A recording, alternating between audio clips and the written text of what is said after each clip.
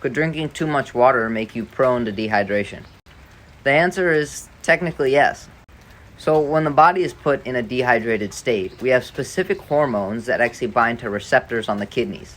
Specifically, if you want to put further research into the topic, it would be vasopressin and aldosterone. But what these hormones actually do is increase the expression of specific proteins inside the kidneys. And these proteins, often referred to as aquaporins, are responsible for reabsorbing water from our urine. And this allows us to actually maintain hydration even if we're not consuming a large amount of water.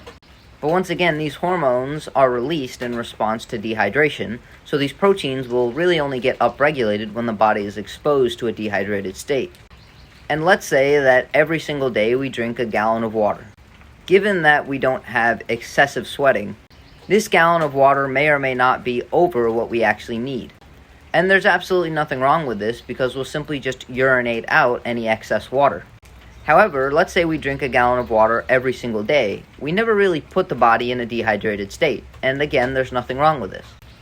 However, your body gets extremely efficient at just urinating out any excess water, and doesn't have many of these proteins responsible for reabsorption. So if on a random day you're unable to drink your gallon of water, and maybe you only get in a fourth of a gallon, at least for that day, your body will actually continue to urinate out at the same rate it does when you drink a gallon of water. But since you're only ingesting a fourth of a gallon, this extra water that's in your urine has to come from somewhere. So it's going to come from your body water stores, and when this occurs, this causes dehydration. So there's nothing wrong with drinking more water, but when it becomes excessive, such as 2 or even 3 gallons a day, if you're only drinking maybe 1 gallon and you're used to drinking 3, you could actually get dehydrated just drinking a gallon of water. And this is simply because it takes a little bit of time for your body to downregulate its production and excretion of urine in response to a reduced water intake if you have a constantly high water intake. And another time that this could be actually quite important is if you're doing some sort of blood test.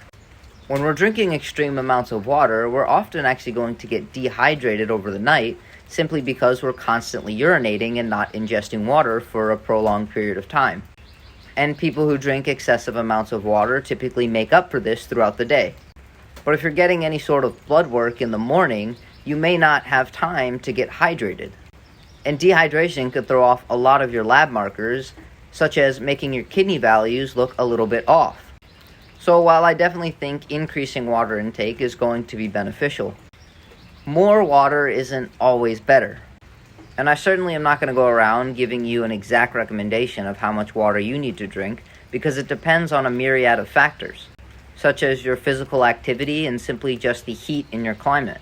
However, if you find yourself urinating extremely frequently, this could actually be an indication that you're drinking just a little bit too much water. Another indication is that you're waking up frequently throughout the night to urinate. And what I want to use that first example to show you is that the best course of action wouldn't be to go from a gallon of water to half a gallon immediately, because this could actually make you feel kind of bad for a few days. Instead, I would just gradually reduce your water intake until you get to a water intake that makes you feel hydrated, but maybe you aren't urinating as frequently. With that being said, I hope this helps, and if you have any questions, just put them in the comments, and I hope I have the pleasure of speaking with you next video.